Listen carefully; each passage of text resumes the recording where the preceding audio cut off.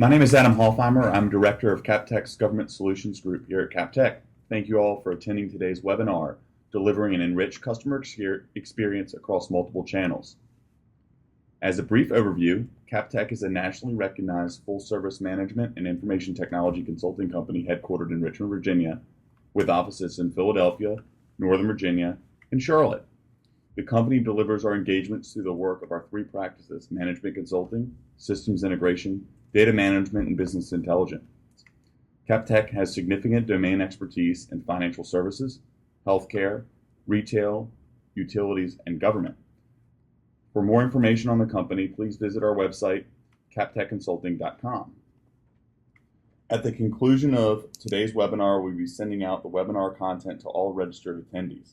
You will also find a full recorded version of today's webinar on our corporate website next week.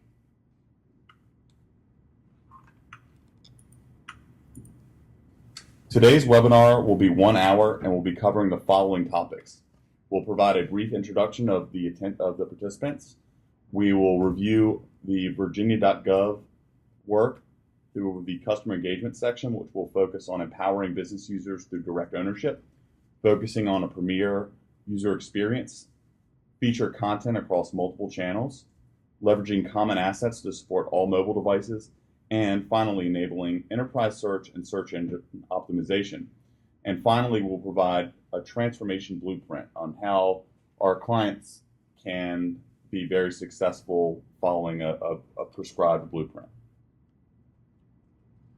Throughout today's webinar, we will have the chat open to any questions. At the conclusion of the event, we will cover as many questions as time allows, and we'll answer any outstanding questions personally after the webinar.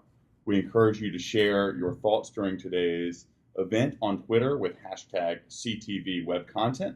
You may also find us on Twitter at CapTechListens.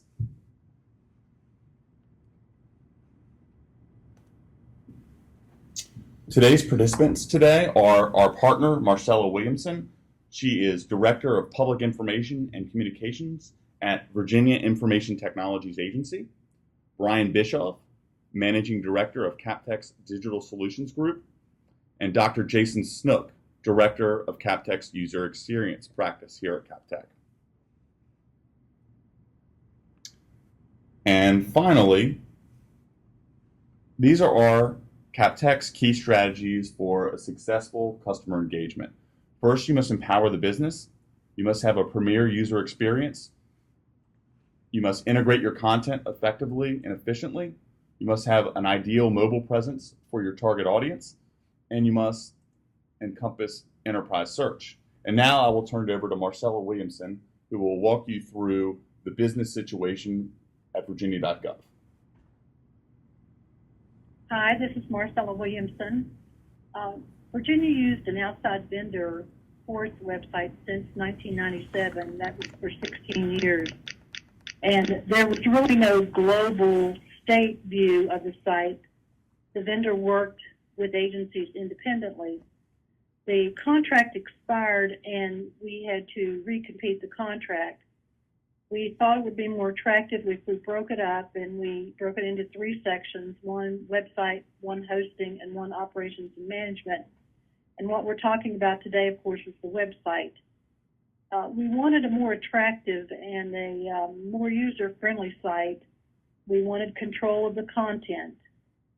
The website contract was awarded to CapTech, and basically we started over, completely over, with a brand new redesign. And CapTech presented a preliminary design but conducted several rounds of usability testing, which you'll hear about, to ensure that our users could get through the site quickly. Now, the Virginia website is basically a portal. Our goal is to get users to agency services as quickly as possible, and we've developed a search across state agency sites to help them get to those services. We also have a companion mobile site for smartphones that is very attractive, and our work has paid off. The preliminary Google Analytics show that users are moving through the portal very quickly and getting to the services that they need. I think the site's very attractive and very user-friendly. In fact, we had a reporter call yesterday from Virginia Living magazine who wanted to do a story on the new website, and she said it was beautiful, easy to use, and brings Virginia into the 21st century. I'm very happy with the site. I hope you'll take some time after this to look at it. We're anxious to enter it in the best of the web this year, and it's been a good trip getting to this point. We're very happy with where we are. I want to turn this over now to Brian Bischoff of CapTech to talk about how CapTech implemented this plan. Thanks, Marcella. So I wanted to follow up real quickly, and Marcella set the stage for what it was that the Commonwealth was actually trying to achieve, and then what CapTech helped them deliver. So as Marcella mentioned, it's a completely new business model for the state. They've transitioned from a third-party managed service to direct ownership of their web presence. There's a significant story around return on investment and ROI, and that message is investing up front for gaining having long-term gains realized over month-to-month operational costs. Additionally, on ROI, there's improved self-service of citizens by directly attributing them to the content they're trying to find. So directing them to the services and the content they need as citizens. And then improved productivity of the staff with reduced time to update the site and coordination with the third party. In addition to ROI, there's the ownership that helps drive continual improvements to the site. Marcella already mentioned the Google Analytics, but it also helps enforce security and maintain the security standards and Section 508 and 888 compliance that they can then manage themselves. The internal controls help expedite the content changes and end up reflecting the day-to-day needs of the organization. There may be severe weather events that the Commonwealth can now go in and provide updates and alerts that are reflected to the citizens in a very time-appropriate manner. Also, this was a new hosting environment. Marcella mentioned there was a third party that was involved with hosting, AIS Network, and it allowed AIS to focus on hosting and the Commonwealth to focus on owning the platform.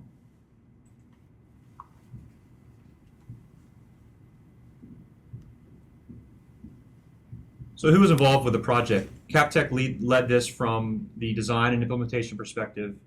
Using CapTech's methodology and technology consulting, we were able to implement a site that leveraged Sitecore as a web content management platform. We also partnered with Big River from a creative design perspective to really focus on the user experience. And CapTech's user experience analysts worked hand in hand with the creative design team at Big River to make sure that the site that was being developed was best of breed and met the user's needs.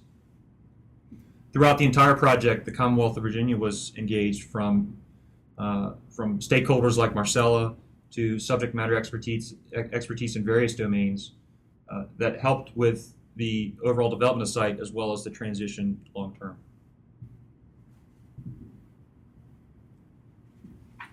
So next we want to move to focusing on user experience, and with that I'll turn it over to Jason Snook. Great. So kind of to Marcella and Brian's point, what was really critical to the success of the project, really from the start, was developing a user interface that really optimized the experience for a citizen that was visiting the site. We wanted them to come to the site and in a fast and efficient manner find what they were looking for. And it wasn't enough to just think that we had developed a design that really made sense to the citizen. We needed to know. And we didn't just need to know anytime. We needed to know before deployment on a site or a project this large. Releasing a design that you haven't adequately measured can introduce a lot of risk to a project. So really to that end, CapTech employed our quantifiable and very heavily data-driven approach to user experience that gave us a variety of opportunities. Some of those opportunities included being able to quantifiably compare designs, which allowed us to, in quantifiable terms, compare the existing site design with the new site design we were going to replace it with. It also allowed us to vet the new design in early phases, make appropriate changes, and really see the new site evolve through analysis, design, and into the early part of construction.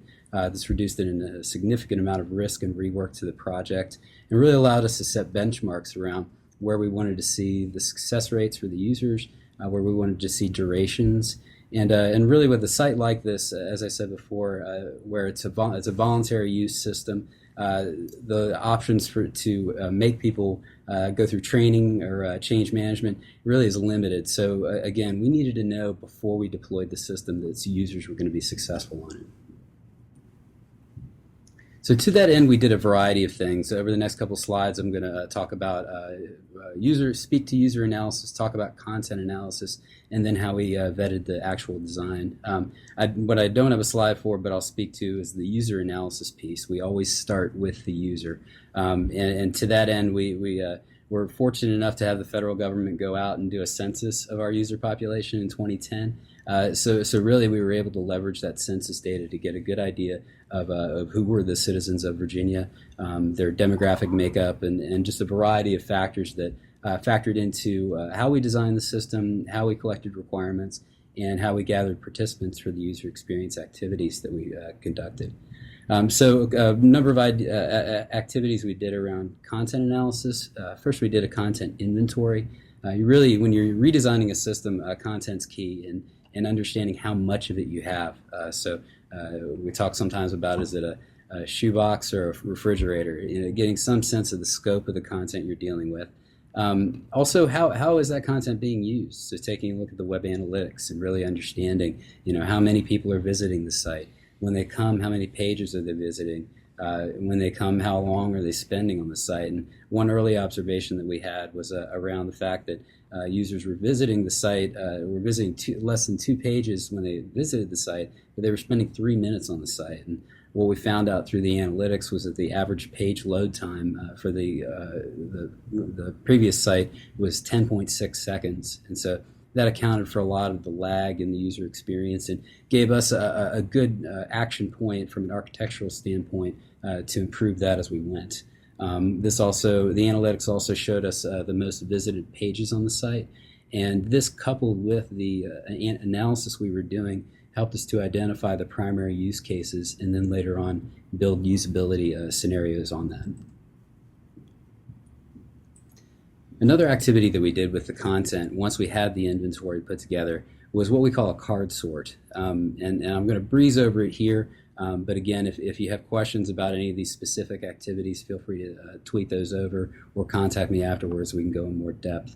The table you see here on the screen, you're really not meant to read each one, but what we were able to do is send this out in survey fashion. So this was a representative sample of the content on Virginia.gov, and ask users, citizens, to organize that content in whichever way they might.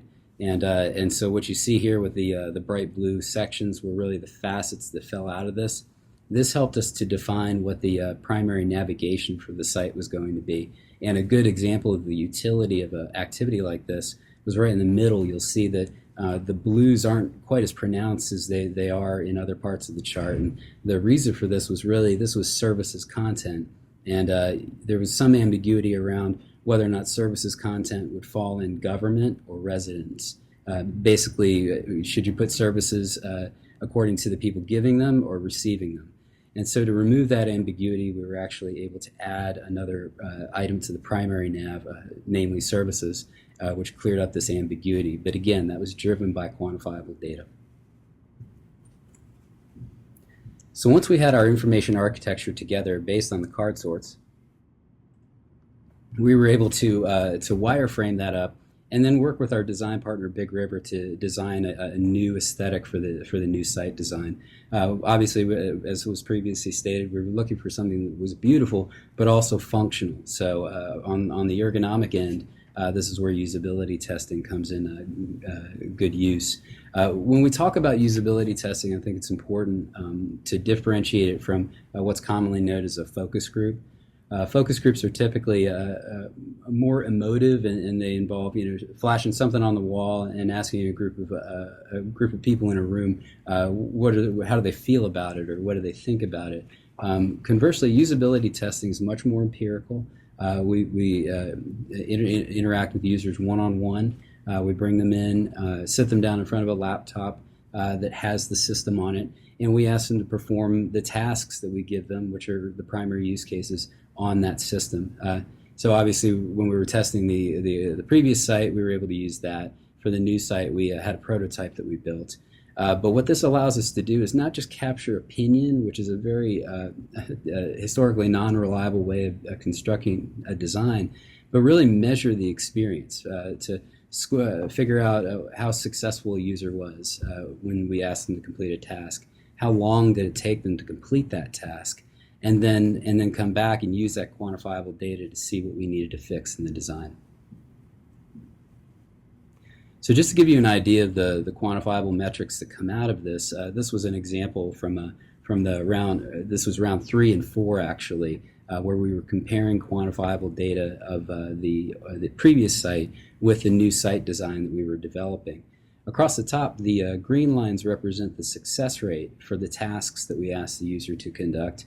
The solid line was the numbers that came back for the previous design, and the dotted lines were for the new design. So obviously you can see that the success rates for the new design were higher than the site it was going to replace. Across the bottom you see the blue lines, and that's the average number of seconds it took to complete a task.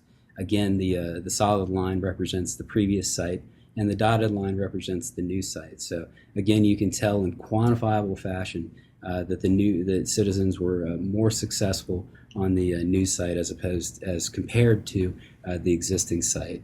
So across the bottom you see the table. We were able to this really shows the first 3 rounds of testing we did on the new design. This allowed us to fix what was broken and leave the rest alone, because we had data about what was working and what wasn't. And so you see the success rate ultimately increased to 98%. Task durations over the 3 rounds finally leveled out at just under 22 seconds. And we also employed a post-test survey called the System Usability Scale to measure sentiment coming out of the test, and found that to level out right around 94% out of 100%. So we're very happy with these results. And again, the other part of this real quickly is just that we had these metrics in July. Really before we even began construction, and deployed in November. So very early on, we were able to remove a great deal of risk to the project. So I'll show you the design that you probably already went to the site and to check out, but it really is important to understand the number of considerations that went into the design, the user surveys, the requirements, the content analysis we did. Obviously, the Commonwealth had web standards that we took into account. 508 accessibility was important. And then also just general design best practices that we worked with Big River over. And then, of course, the 5 rounds of usability testing gave us a lot of guidance. So all that culminates in the design you're seeing here. This is the front page of the Virginia.gov site. This is the product of really months of analysis and testing to understand how the users approach the site. Switching over, we also were tasked to develop a mobile optimized version. And again, it's good to note of the full site. This is an example of the front page, and these are examples of the detail and mapping pages. So for this project, CapTech was actually able to take the UX methodology we used to vet the desktop design, and also apply that to the mobile design as well. So I can go into that more in the question and answer phase, but we were actually able to develop actually patent-pending technology around testing mobile devices, so that we could actually mock up a prototype on a participant's actual mobile device and record the experience. But what we found coming out of that was the bar chart you see on the left shows the success rates for the previous desktop design we were replacing, the new mobile design, and the new desktop design. And so in each successive design, you see the success rate increase, which we were very happy about.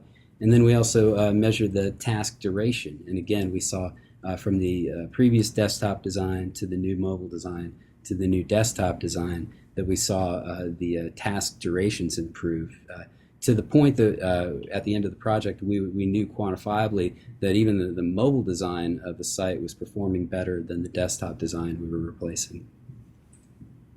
And typically, the research that we were able to find showed that Nielsen said that the average success rate for a mobile user experience was around 64 to 70%. So we were pleasantly surprised to see our success rates around 95% for the design. And now I'll turn it back over to Brian Bischoff to talk about our multi-channel content delivery. Thanks, Jason. So I want to take a few minutes and actually speak to some of the core features of the site and how we took an approach of aggregating content across channels or distributing content across channels to have a robust customer experience. And the first thing I wanted to highlight here was this concept of a mapping center. So the mapping center it uses geolocation. It provides citizens and users the ability to find nearby public locations, whether it be Department of Motor Vehicles, service centers, high schools, bird watching locations, libraries, the variety of different information that the state maintains information on locally. This uses geolocation. It allows you to centralize the location of the map on your current location, and then based off of the list of artifacts you can display on the right-hand side, they can choose which information they want to display on the map, and those landmarks will appear on the map. So in this scenario, they're showing hospitals, and you can see based off my current location, what are some nearby hospitals that are in the area, or trails, or if I wanted to look at the political landmarks in the state of Virginia, you can certainly do that as well. This is fully customizable by the user, so there are geographic information systems experts within the state of Virginia that manages a lot of the GIS data, and they're constantly aggregating the data and creating new sources of information for the public. And so what we've done is delegated this out to that subject matter group, expert group, so that they can manage the content and just create new mapping information without having direct integration with a development team. Similar concept on the mobile site. So this is, again, taking the concept of mapping and where you normally would see it on the desktop device and also transitioning to a mobile device. You see, based off what Jason described earlier, it's a slightly different user experience. The display is fully customized for a mobile device. Again, supports geolocation, so again, it's centered on the location where I currently am located. Some of the features of the mobile version of the mapping center that we did was we took, given the very limited real estate on a mobile device, took the mapping component of it and expanded it out to take the majority of the screen so that users could have a very rich interface to view the mapping information on the site. They can choose, again, similar to the desktop version, choose layers, choose they want to see DMV customer service centers nearby, and then the DMV customer service centers will show up on the screen, and then they can get, at that point, phone numbers or driving directions immediately from those points to where they are. They also have the ability to search nearby locations. So again, you can search for DMV locations and then also search for nearby points of interest. Another big aspect of the site was social media aggregation. So social is another channel entirely on its own, and the previous site had social media scattered throughout a variety of places in the site. So there wasn't a consistent user experience. There wasn't the context of that social media within the normal domain that you would see it in. So for instance, Twitter information would have tweets displayed on certain aspects of the page, but none of the links were applicable to link back to Twitter to view the information. So the approach that we took for aggregating social media was a couple of different things. One was aggregating the various feeds that are available for the agencies and organizations in the site, in the Commonwealth. So Facebook, Twitter, YouTube, Flickr. Agencies and organizations can manage which social mediums they have and publish that as part of the site. So there's a centralized point you can go to manage and view where the social media information is for a given agency. The second aspect that we did was introduce a concept of a featured agency for social media. This allows the Commonwealth to put a spotlight on organizations and agencies that are doing things very well from a social media perspective. In this scenario, it's the Virginia Museum of Fine Arts, and highlighting their Facebook, Twitter, YouTube, and Flickr feeds for a very rich user experience. This it's customizable by the business users in the Commonwealth. So there might be marketing campaigns that are going on within the Department of Tourism for new historical events that are happening in the state. And at that period of time, it might make sense to highlight the Department of Tourism as their featured social media agency. And so we could go in and schedule and Sitecore allows to schedule events or schedule the social media change to happen a week in advance or run for a certain period of time. And those types of things are customizable and controllable by the user. May also be a scenario where there's inclement weather.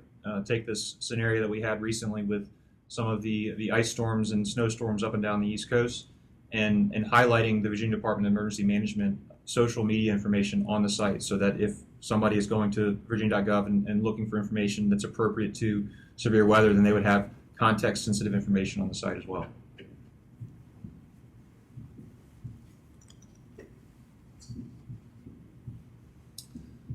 Another feature from a multi-channel perspective is calendaring. So calendaring it seems like a very normalized subject, but it can have a variety of different impacts in the project. So in this scenario, there was a requirement for having a centralized point to manage all public meetings across the Commonwealth. So this did a number of things. It met the Freedom of Information Act requirements for providing transparency to public meetings, so that there's a centralized place you can go to and see all the various meetings that are happening within the Commonwealth. Another thing this did was provide a delegated entry of these calendar meetings across the state. So there were over 100 different calendar authors that needed to provide content to the calendar. And so what was done was a role-based model was developed where these authors throughout the state could contribute content, and it would be managed as part of a centralized calendar. So at a glance, they can see what days there are meetings, and then also get a summary view on the right for what meetings are happening that day. It's also built into search within the site, so that you can actually search the calendar events that are of interest to you. So if you have a meeting that you're interested in, the State Board of Elections or the legislature, you can go through and search events by keyword and see exactly, and again, informing and providing transparency for the public to view public meetings.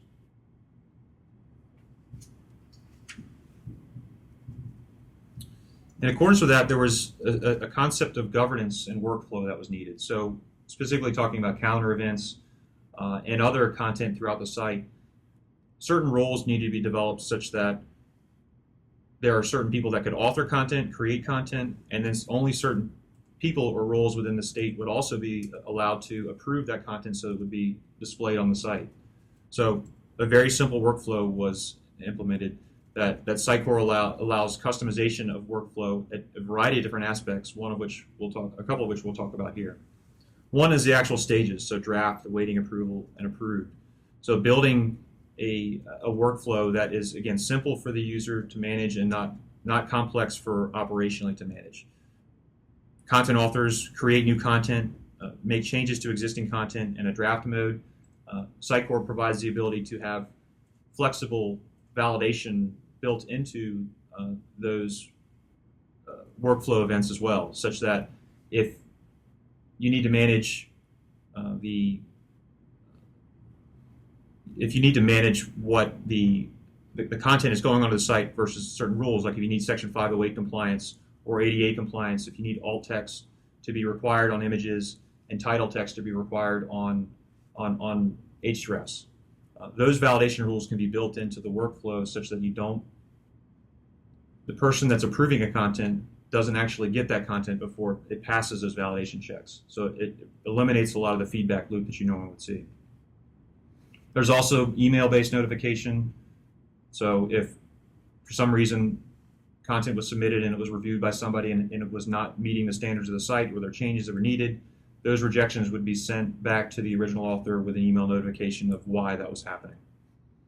In the context of reviewing those changes, Sitecore provides the ability to have preview capabilities. So you can see not just what the content changes are, but also what the content changes are in the context of how it's presented. So making sure that you understand, yes, we changed this verbiage to be the appropriate verbiage, but make sure that it works and it looks right with the appropriate presentation on the site. And that can be managed via preview or also the in-context page editing with Page Editor. Once it's approved, the information is automatically published to the site. So there's no direct tech development interaction needed for publishing of the content. It automatically gets approved and it's instantly published out to the site.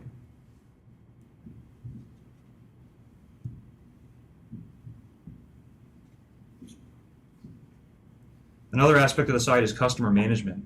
So how to have a centralized point for managing your customer or citizen feedback. This again provides transparency to the government. It provides a mechanism for customers and citizens that are using the site to be allowed to provide feedback on either their experience or maybe their experience with a completely different organization, an agency.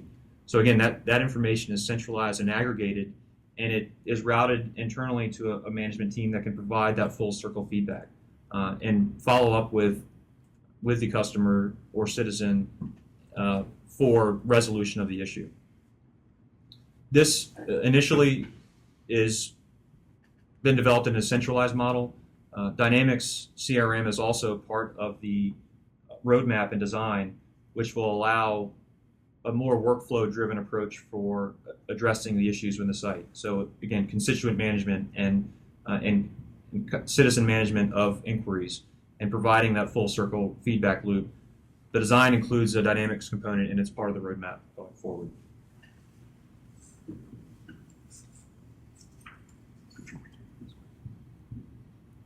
So that was a highlight on some of the integrated content features in the site. I did want to also focus on the next key strategy, which is enabling a enhanced mobile presence.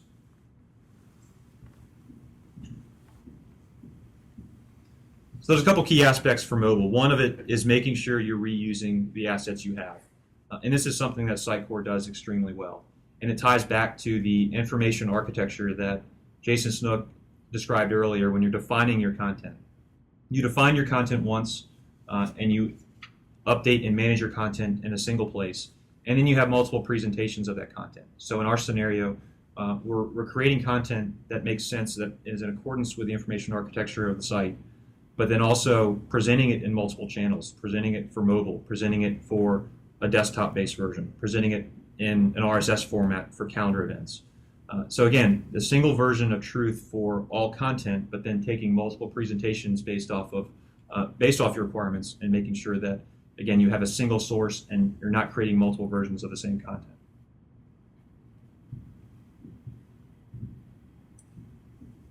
So here's an example of that. This is an example of the libraries page underneath education. On the left, you see there's a content page describing there's a photo and video feed based off the Library of Virginia. And then on the right-hand side, you see a very customized experience for mobile and what it looks like on the mobile site. Again, the same content presented in multiple formats depending on the channel you're accessing.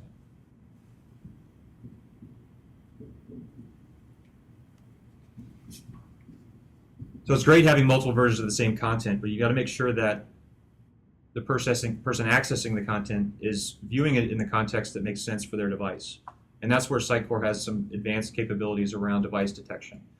What you see here is a very simple screenshot of Sitecore and in creating that configuration for mobile devices. There's multiple rules you can find around browser agent, query string, or much more dynamically with specific rules and conditions. In the scenario here, you see there's a rule where you want to target the mobile device when the device coming in is mobile, and except when it's a tablet. So in our specific scenario, we have requirements. We want to make sure that tablet users, with a much larger user interface, much larger display, gets the full desktop experience with some added capabilities, as opposed to having it tailored to the small form factor of a mobile device. You can also compound rules together. So, and again, an example here, if someone specifically targets the domain with M or M dot, then they'll be routed directly to the mobile version of the site. So it's important to make sure that your site will handle mobile devices coming in and detect those and respond accordingly. We've hit on this a couple of times before, but the site here, the mobile approach that we took was a customized user experience for mobile. So there's a variety of different approaches for mobile via custom native applications, responsive designs, or custom HTML-based experiences. Based off the requirements, we needed to build a solution that was fully flexible and could incorporate all the features we were looking to do on the mobile perspective. So we looked at a very dedicated experience for mobile and look into technologies like HTML5 and jQuery Mobile, which are standards in the industry from a mobile perspective, to make sure that the solution that we're developing, again, meets current standards and will be supported long-term going forward. So key points: embracing HTML5 where it's appropriate, and also leveraging jQuery for that very rich customer experience, or very rich experience from a mobile perspective that is fully supported across a number of devices. I think a key point here also around your mobile approach with regards to how you develop, which platform you choose, whether it be a mobile application platform or a custom web development solution or HTML5, is just make sure you understand your user's behavior. Going back to the user experience test that we talked about before, and understanding how your users are accessing the site and making sure you're designing a system that is flexible for them.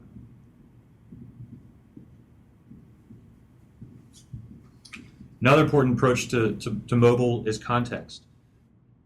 In a scenario here where we had the mapping center on Virginia.gov on mobile, making sure that you're using the features that are available to you to target content for the user. Again, mapping is a prime example here, such that when someone accesses the site on their mobile device, it will immediately centralize on their current location, so they get landmarks and locations that are near to them at that given point in time. Provide context information. It provides that context-sensitive data. It provides that tailored user experience. Provides a level of personalization for the user at a very low cost.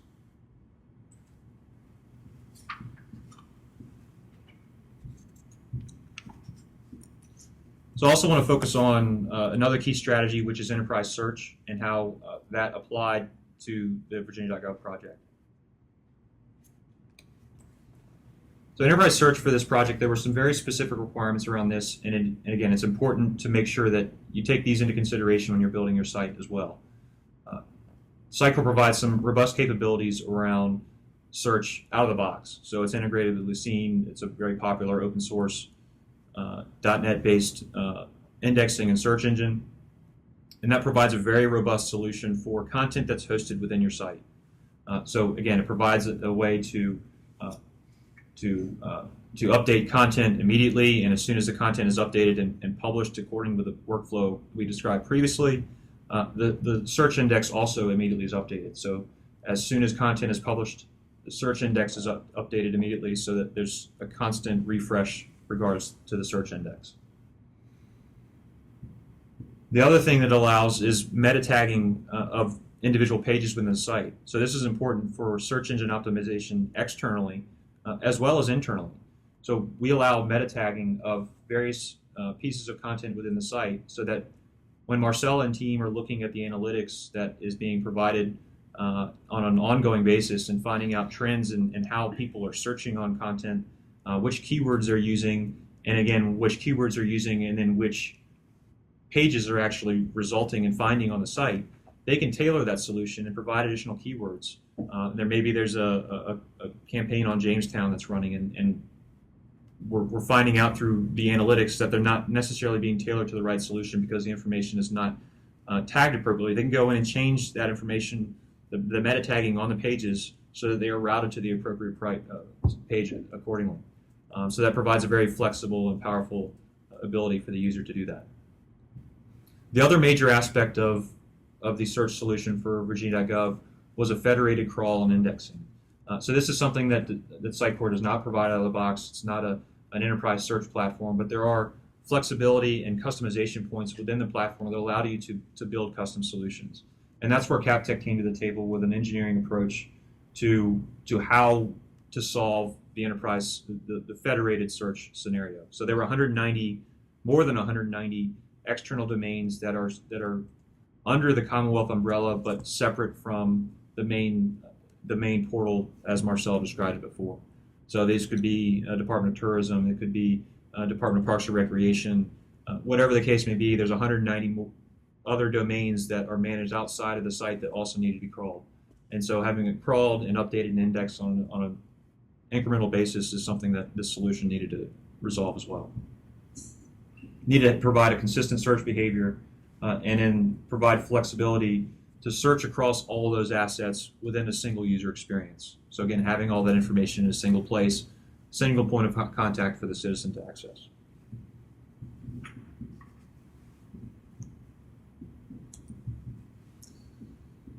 The other aspect of enterprise search is related to content migration. Jason Snook talked about taking an inventory of your content and making sure you understand what content needs to migrate if you're going through a transition like this. And making sure that the content you're migrating aligns with your information architecture and is placed in the correct location so that, again, there isn't a lot of rework regarding content rewrites. Migration of meetings.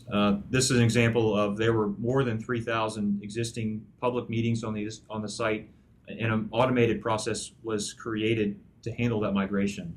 This allowed for testing of the calendar updates on an ongoing basis, and also provided that seamless transition from the point we switched from the old system to the new system.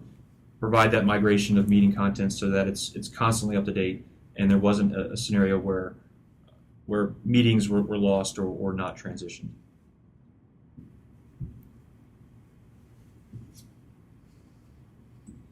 So those are the key aspects of customer experience that we wanted to highlight.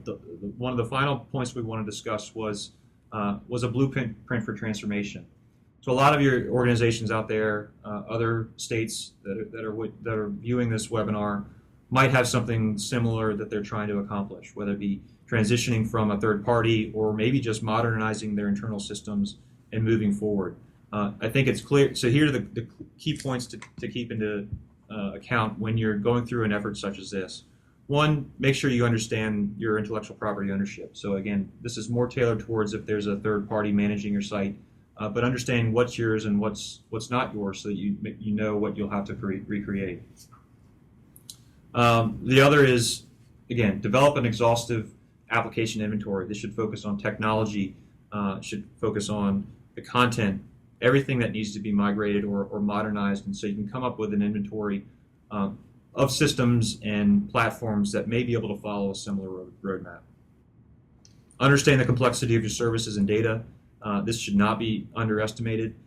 The data from an analytical perspective, the data from an operational perspective, all needs to be understood and understand if that also needs to be migrated or redesigned as part of a new platform. Define the return on investment and net present value.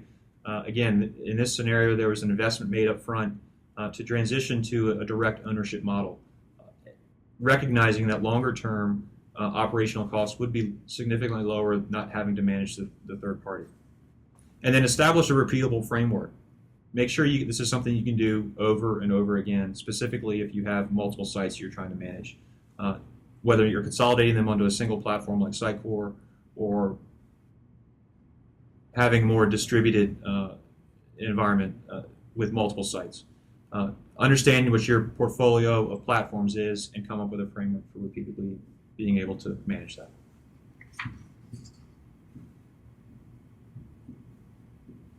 So now I wanted to switch back over to Adam Hofheimer for some summary points.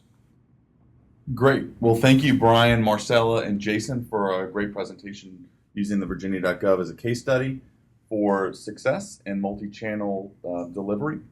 At this point, before we get into the summary, we're going to take a couple questions that we've received through the webinar channel. And I'll start with the first question is, why did your team decide to go with a custom mobile design versus a more responsive design? And I'll let Brian, I guess, address that question. Sure, thanks. Yeah, this is a question we get a lot from a variety of different engagements we work on. And there's times when responsive design makes sense, and there's times when it doesn't. And the scenario that we had where there were very specific requirements around user experience with mobile, with how the homepage responded to the correct to essentially the device that was being accessed. There were requirements that led us in the direction that a more customized experience was valid. And that's where, again, Sitecore provided some very good flexibility. A lot of times when people are concerned about responsive design, they're worried about not having to create multiple versions of the content. And that's what, again, like I highlighted before with Sitecore, you define the content once and you can create multiple presentations on that based off your requirements. And the combination of the platform and the requirements that drove us to a customized solution is something you should take into account with regard to responsive design. Great, thank you. And I guess we'll address this question to Jason Snook. You mentioned usability testing for the mobile site. Can you elaborate on the methodology and approach that CapTech and Vita took? Definitely. The important part was that if we actually wanted to make kind of a quantifiable apples-to-apples comparison of the previous site, of the new desktop site, and of the mobile site, we needed to, for as much of the methodology to be the same for mobile as possible. So using the same scenarios, using the same rigor in selecting participants, all of that was important. There was added variables, obviously. When we were selecting participants, we actually had to ask them what kind of phone they had. Being mobile web, it was less important necessarily about Android versus iOS, although the back buttons and things like that do matter. But the different form factors were very important, how the screen was laid out, those kinds of things. And to that end, we really needed users to be able to interact with the mobile prototype on their own phone, so that there really wasn't a barrier to them coming in and using some mobile device they'd never used before. So we had to develop a prototype using a tool that we developed the desktop as well. Find a way to send that over to the participant so that they could look at it on their own phone. And then even to the point, mobile usability is such a nascent kind of a capability in the industry right now that we actually had to develop equipment in-house to be able to capture what was going on the user's mobile screen in an unobtrusive fashion. And then by being able to capture that, we were able to take the same success and time duration measurements that we did for the desktop design and match those accordingly. So it went very well. And again, I don't even think we expected success rates at 95% in durations where we saw them. But again, I think that's a product of a lot of the analysis we did and just really also a great design partner in Big River. Okay, great. Another question is, why did you, CapTech or Vita, choose to integrate with Microsoft Dynamics CRM? That's it, Brian. So I'll take that. So Dynamics CRM is a large force, has a large presence within the Commonwealth of Virginia, and so one of the things that CRM provides is the ability to have a centralized point to manage a lot of the customer relationship data that you're exposed to. So defining workflows and defining targeted bays of participants that would then be included for responding to certain questions about the site. So there might be a question about political boundaries that the Department of Elections might be better suited to handle than a more general support person might be able to handle. So we could build a solution that or design for a solution that included that in a long-term roadmap, and then have that be a more tailored user experience and allow for citizens essentially to get accurate and feedback more quickly, going to the right domain. Great. And then another question is, does the Mapping Center utilize Google API for displaying GIS data? If so, were there considerations on how to leverage the API within the licensing limits on a highly utilized public website? Yeah, so I think this was definitely a consideration. So the answer to the question, it does use Google APIs for this. So the GIS data itself is actually housed and managed within the site. So the various layers of information you saw, the political boundaries, the hospitals, the DMV locations, all that data is actually data that's managed by the GIS team within the Commonwealth of Virginia. So the APIs that we were leveraging around the Google Maps API were specifically targeting and rendering that data onto a map. And so yes, there are limits to how that can be used without having a licensing agreement.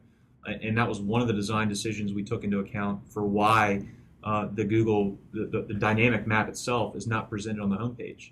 I think one of the things we found that was on the existing site was there was a lot of information on the homepage, including mapping. And when you have something like that, it is a very dynamic experience. Not only does it decrease the page load time of the site from an initial experience perspective, but it also increases those hits, maybe if the user is not even using it.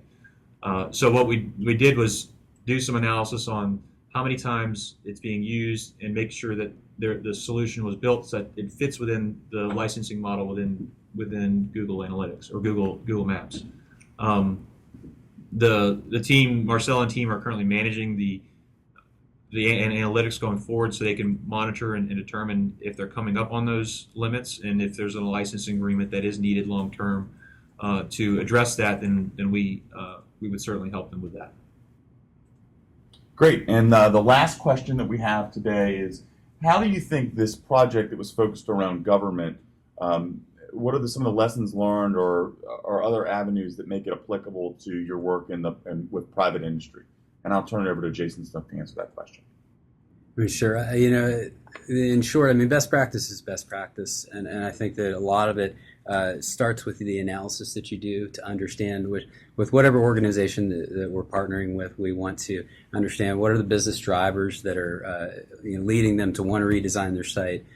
Who are the users and what are their needs? And so you're still dealing with primary use cases. You're still dealing with business needs. And I think one of the things about the CapTech's approach to these kind of business solutions is that we start with the business problem and we prescribe the right technology. And so obviously for this project, Sitecore was a great partner from a technology platform standpoint. But the business analysis piece definitely applies, similarly to private industry. The user experience methodology that we put forth, again, is based on the primary use cases that you put together. Those are turned into the usability scenarios. Content analysis is very similar. You draw content inventories. You run card sorts based on that, which tells you what your main navigation is. So again, methodology, if it's put together correctly, should apply to whatever business solution and whatever user population you're really dealing with. And I guess the key there is to address each user population and business solution as its own unique thing, and not try to just, well, here we have this government solution that we put together, we're just going to make it work for another company.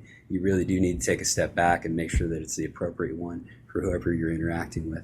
Great. Thank you so much. I'd like to first thank Marcella, Brian, and Jason for taking time to participate today in today's webinar. As a summary, one organization will be randomly selected for digital solutions consultation from CapTech's team.